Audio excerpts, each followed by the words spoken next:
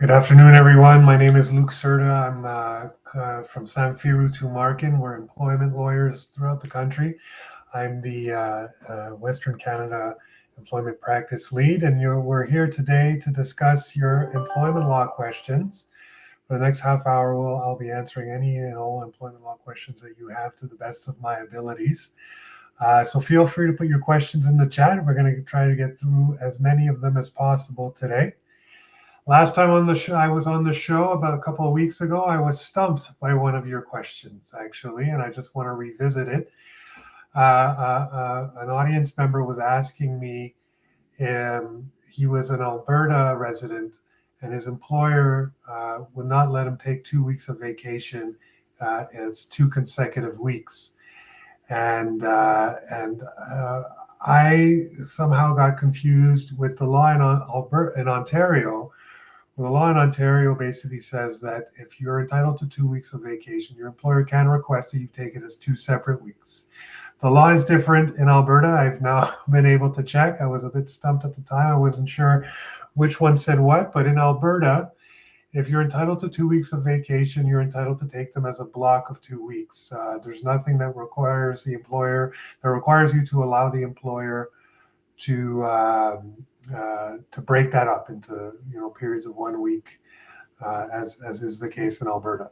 So that's a clarification I wanted to bring. It's a great question. Sometimes when we get in the weeds, and especially when we're comparing employment statutes in different jurisdictions on the fly like that, it can get a bit confusing. I'm hoping the listener is in today to get that updated information. Yeah, so the law is a little bit different, as we can see, between Alberta and Ontario on this issue. We have our first comment from Paul Millsap. Paul Millsap is just commenting that this is great content and channel. Well, Paul, really, I appreciate your kind words there, and I appreciate you tuning in. If you have any questions related to your employment matter, feel free to put those in the chat. And otherwise, hopefully, you find what the other listeners have to say instructive. And we have a question coming in from Reddit from JJ, who is asking, I was diagnosed with tuberculosis in June 2023. I took a leave of absence and followed health protocols. I have since received a clean bill of health and I'm allowed to return to work, but my employer is not giving me job placements due to my diagnosis. Is this discriminatory? Very possibly it is discriminatory, JJ. So essentially, what happens is when you are cleared to return to work by your doctor, you should be put back into your old position if it still exists. Your doctor can clear you to return to work in one of 2 ways, either without restrictions, that you're completely able to do what you were doing prior to your leave, or with certain restrictions. For instance, I don't know what the restrictions might be related to tuberculosis, but for instance, say you hurt your back, you might go back to work with a restriction that you can't lift over 5 pounds or 5 kilos or whatever it is. And so then your employer has a duty to accommodate you if that's possible, to the point of undue hardship. So it may be that your employer said that, or your doctor said that, yes, you can return to work, but for instance, you might need some sort of accommodation for some restrictions related to the tuberculosis. In that case, the employer has to analyze whether they can accommodate your restriction to the point of undue hardship. And that might be what the issue is. But unless that's not the case at all, say your doctor has said, no, you can return to work without restrictions, you can do 100% of the job you were doing before. If your employer is of the view, well, actually, I don't believe your doctor here, I'm going to impose my own medical analysis of what you can and can't do and give you jobs that I think you can do, but unfortunately we don't have any of those jobs, and so we're going to keep you on layoff, etc. I've seen it happen, frankly I have. That's discrimination, and you have a claim there. The employer does have an obligation to return you to work. So if you're interested in getting more details or pursuing that claim, you can reach out to us. We're at employmentlawyer.ca, in the singular. Employmentlawyer.ca is how you can get in touch with us, set up a consultation. We can get a bit more of the facts of what is it that your doctor is saying about your ability to return to work. And if it is that you can return without restrictions, then I don't know why the employer is not either calling you back to work or explaining why they can't. And if it's that, the job has disappeared while you were away or something like that, then you're still owed severance at the very least. We have another question coming in, from Paul Millsap. Paul is asking, which aspect of raising or acknowledging post-separation should all financially related issues be addressed within the scope of tax reporting, federal and state, be dealt directly with the HR department? So one thing I want to mention for you there, Paul. Can you confirm whether you're in either British Columbia, Alberta, or Ontario? That's really the provinces that we operate out here in Canada. And I don't know if you are in the United States, which I suspect you might be.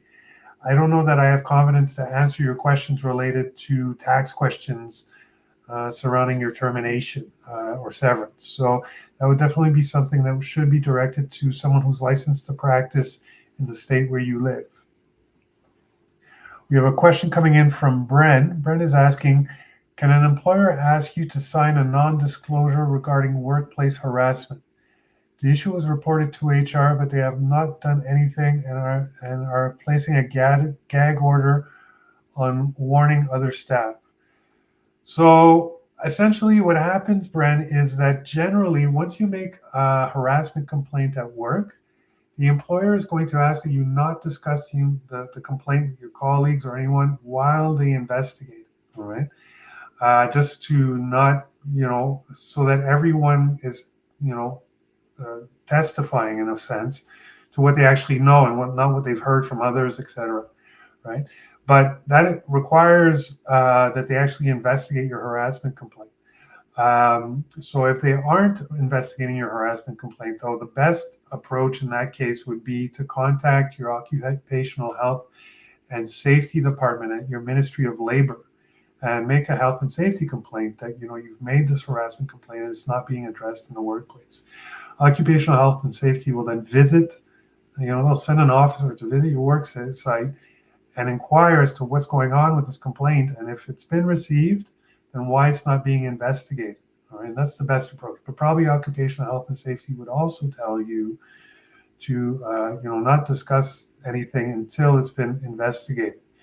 If it's been months and months and months, then definitely there's a big problem there that even if a lawyer comes on board, the first thing I would do is contact health and safety, because this needs to be addressed, right?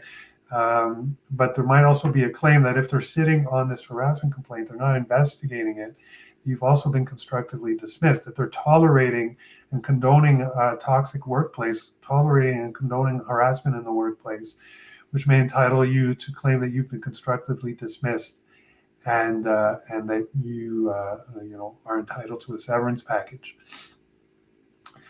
If you are going to discuss it with your colleagues, and especially if you want to warn them about what you've been through, that's what's most prudent is you already have some sort of lawyer in the background backing you up here, because it can get really tricky really fast.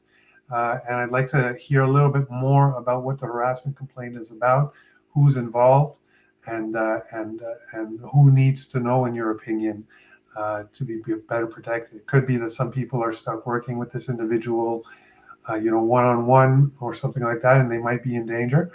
So that's definitely something that should be addressed promptly. It could be something a little bit less serious than that, in which case, you really do want to let things run their course a little bit to make sure that nothing derails the investigation. So if you want to reach out to us, we're at employmentlawyer.ca. That's the best way to reach us to get to set up a consultation so that we can speak with you and get a bit more details about what exactly is happening here. But my first advice is, if the employer is sitting on this, the people to speak to are occupational health and safety officers at the Ministry of Labor in the province where you live. We have another question. Paul is following up with again with this, following up to a question here. Or what questions should be dealt directly with the state's office or tax controller? Can you explain the scope of responsibility of a state's controller? Unfortunately, Paul, that's really outside of my scope of competence, especially if it's tax and it's U.S. tax. I don't have anything to offer you in terms of guidance here, other than to try to contact someone local, a local attorney in your state who would be more familiar with this stuff. If you have trouble locating a state attorney, an attorney in your state, a lawyer in your state, you might look at the local bar association. They might have a referral service where they might be able to refer you to someone who can answer these questions for you.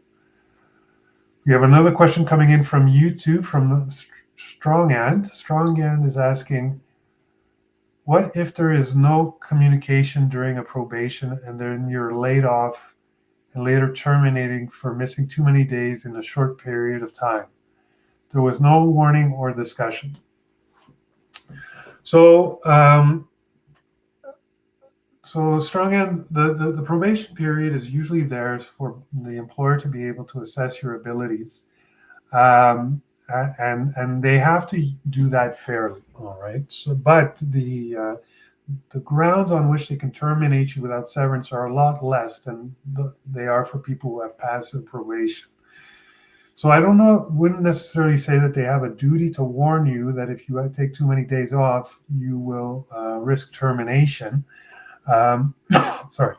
At the same time, it can become a question of why are you taking these days off, right? If it's just that you had a passing illness, the flu or something like that, or some kind of things that you had to attend to at home, it might be that there isn't much that can be done here.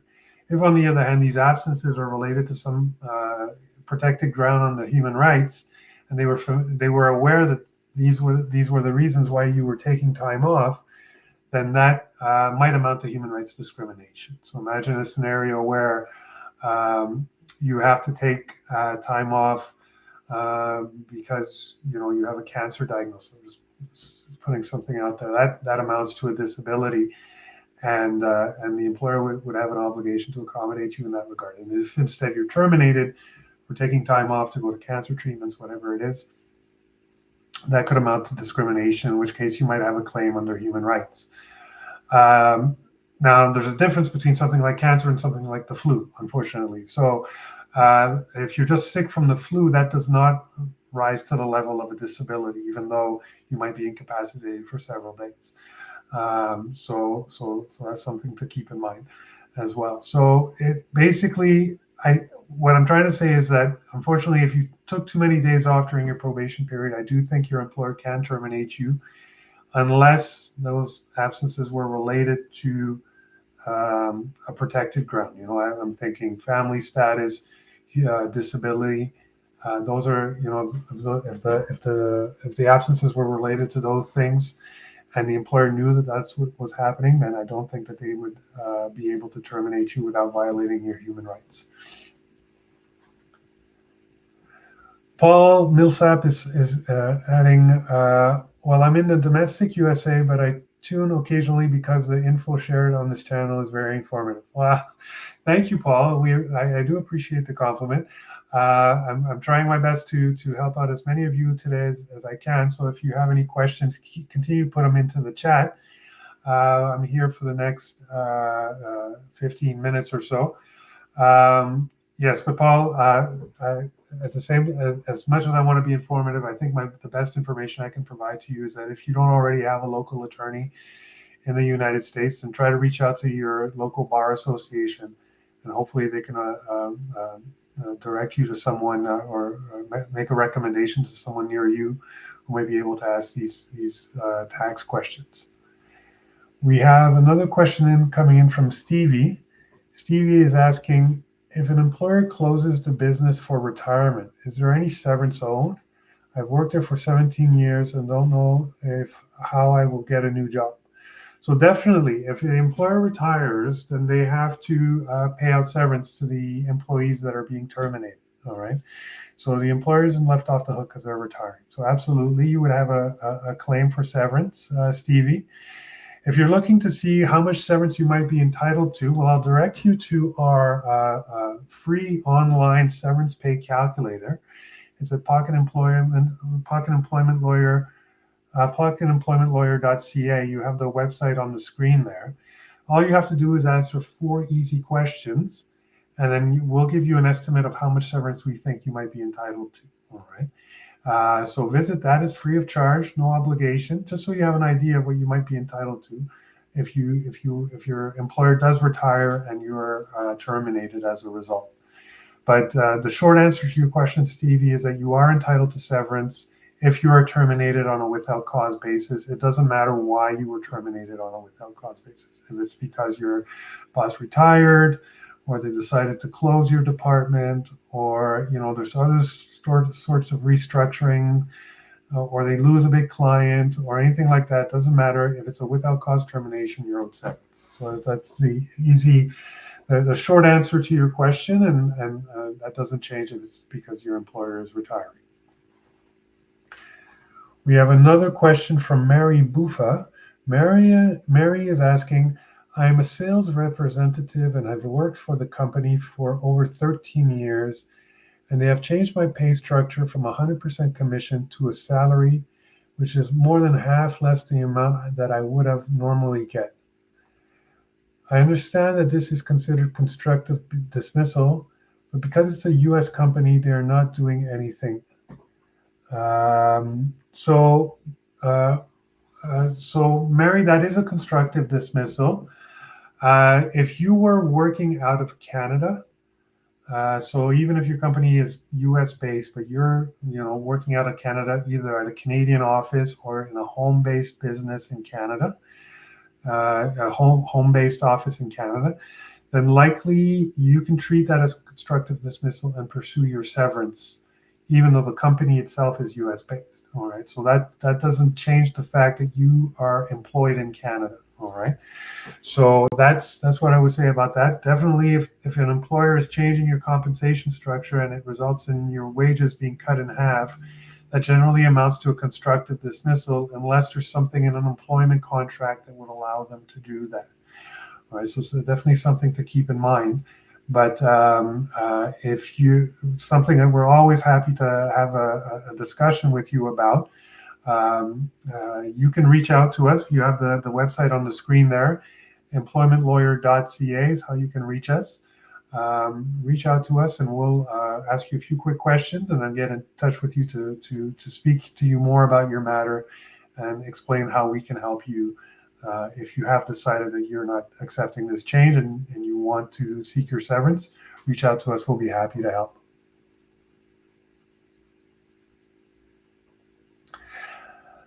Al-Karim Sharif is asking, what is the difference between examination and cross-examination with a defense lawyer? So at its briefest, an examination is when you're in court, and we've all seen this on TV. There's a witness in the witness stand. Say that witness is the plaintiff, for instance. So the plaintiff's lawyer will ask that witness some questions. And when the plaintiff's lawyer is done, he or she will sit down and it'll be the defense lawyer's time to ask questions of the witness. All right. There are certain rules on how that's done, what the plaintiff's lawyer is allowed to do, what the defendant's lawyer is allowed to do. But essentially it boils down that the witness is there to answer questions, and he or she has to take questions both from their side but also from the other side. So the defense lawyer who's examining the plaintiff's witness is entitled to ask them questions that are relevant to the case. So both people get a turn at asking the witness questions about the case. We have another question coming in from Anna. I was fired for the COVID mandates in 2021. Am I entitled for severance? So it could be that you would have been entitled for severance, but we are now past 2 years from 2021. So if your actual termination date was, for instance, November 2021, when a lot of these were happening, you would have had 2 years from your termination date to bring a lawsuit. So that's a challenge that you might have. If you're out of time to bring a lawsuit, no matter the strength of what your claim might have been, if you're out of time, a judge can block you from moving your lawsuit forward. So that can definitely be a challenge.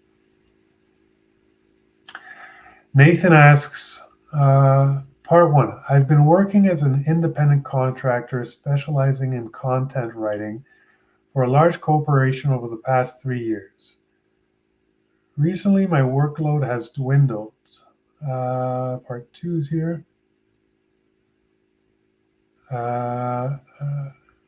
Also, my 2024 purchase order was slashed from 70,000 to 40,000.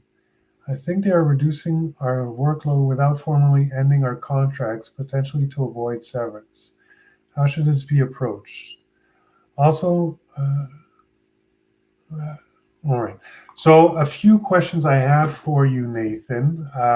So it seems what I'd like to have some clarity on is whether this employer, this corporation that you're discussing with me now, what percentage of your income do you generate from this business? Okay. It kind of depends. It kind of specifies what your options might be. All right. So, for instance, imagine a scenario where they're reducing your compensation, but they account or have at their maximum only accounted 30, 40, 50% of your total remuneration from your creative writing work. It might be that you don't have a lot of options through employment law and through severance, because truly independent contractors are not entitled to severance if their services are terminated. There's another scenario where this employer might be your only client, or a majority of a vast majority of your compensation is derived from this one client, in which case they, for instance, they represent at least 2/3 of your compensation, if not more. In that case, you might be what's called a dependent contractor. So you're still a contractor, you're still not an employee, but you're so wholly dependent on one client that if that client terminates you, you're entitled to severance. All right. If you are in a dependent contractor category, then you would then have to look at if you have a contractor agreement, if there's anything in the contractor agreement that discusses whether you are entitled to any severance when you're terminated, or whether it doesn't discuss severance at all. A lot of these contracts will say, the contract can be ended on 30 days notice, for instance. So then you have to look at whether, yes, you might be entitled to severance, but it might only be 30 days of severance. And then once you figured all that out, you have to see how much they're reducing you by. So if they've dropped you from, say, 70,000 to 40,000, that's almost a 50% reduction. That might amount to a constructive termination, in which case you can go after severance, which again will be dependent on how long you've worked there, the kind of job that you have, your age, and the availability of similar work. So that again speaks to how much severance you might be entitled to. You can look that up for yourself in our severance pay calculator. It's at pocketemploymentlawyer.ca. We'll just ask you those 4 questions, and you tell us a little bit about how you answer, what you look like on those 4 questions, and then we can give you an estimate of what you might be entitled to.